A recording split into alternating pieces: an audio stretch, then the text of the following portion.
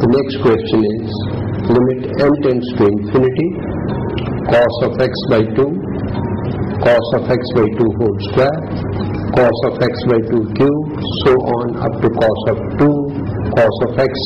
divided by 2 raised to power n is equal to, options are A, 0, option B, x by sin x,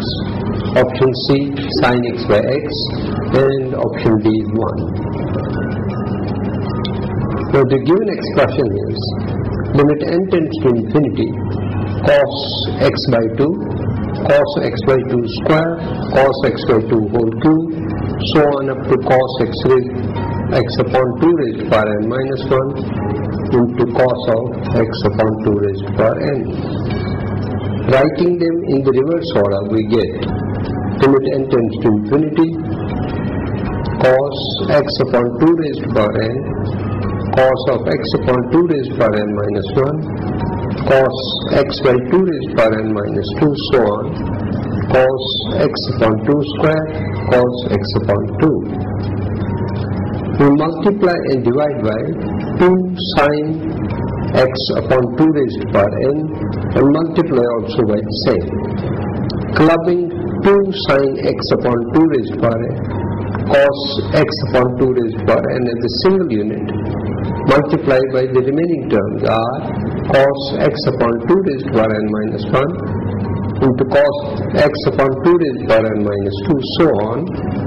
cos x upon 2 square into cos x by 2.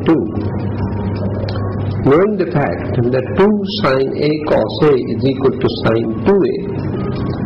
2 sin x upon 2 raised to power n, cos x upon 2 raised to power n becomes sine of double the angle, which becomes sine of x upon 2 raised to power n minus 1. Then multiply again by 2 and divide by 2, we get 1 upon 2 square sine x upon 2 raised to power n as it is into 2 sine x upon 2 raised to power n minus 1, clubbing it with cos x by 2 raised to power n minus 1 into cos of x upon 2 raised to power n minus 1, so on, cos x upon 2 square into cos of x upon 2. Again using the same formula, it becomes sine of double the angle, that is x upon 2 raised to power n minus 2, clubbing it with the next term and multiplying again by 2 and dividing by 2. Then it becomes limit n tends to infinity, 1 upon 2 cube sine x upon 2 raised to power n, 2 sine x upon 2 raised to power n minus 2 into cos of x upon 2 raised to power n minus 2, so on, cos x upon 2 square into cos x upon 2. Continuing this process n times, the last term becomes limit n tends to infinity, 1 upon 2 raised to power n into sine of x upon 2 raised to power n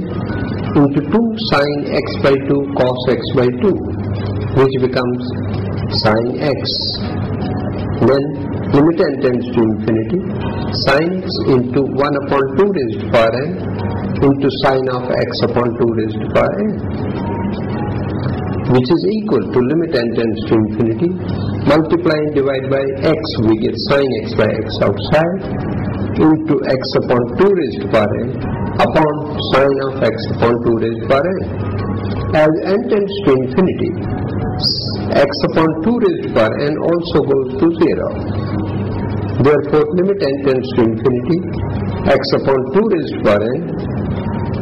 upon sine of x 2 raised to power n becomes 1.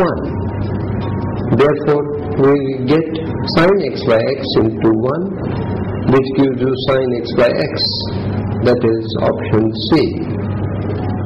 The next question is limit x tends to 0, p raised to power x plus q raised to power x plus r raised to power x upon 3 whole raised to power 2 upon x is equal to A, p plus q plus r, b, p q r raised to power 2 by 3, c, p q r raised to power 1 upon 3, and d, p q r raised to power 1 upon 2.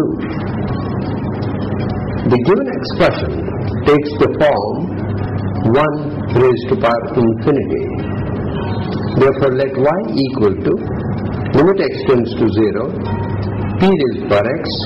plus q raised to power x plus r raised to power x upon 3 whole raised to power 2 upon x. Apply log to both sides. We get log y is equal to limit x tends to 0, 2 upon x into log of p raised to power x, q raised to power x plus r raised to power x upon 3, which can be written as 2 times log p raised to power x plus q raised to power x plus r raised to power x minus log 3 upon x, which is of the form 0 upon 0. Using L'Hospital's rule, we differentiate both numerator and denominator separately. And in the denominator, x becomes 1. So we get limit x tends to 0 twice, p raised to power x log p, q raised to power x log q, plus r raised to power x log r, divided by p raised to power x plus q raised to power x plus r raised to power x. Applying the limit, we get log y equal to 2 upon 3 times log p plus log q plus log r, because p raised to power x becomes p raised to power 0, that's equal to 1. So does q raised to power x and r raised to power x. So log y is equal to 2 by 3 of log of p q r, which becomes equal, log y equal to therefore log of p q r raised to power 2 by 3.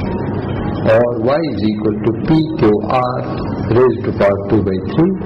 which shows option B is correct.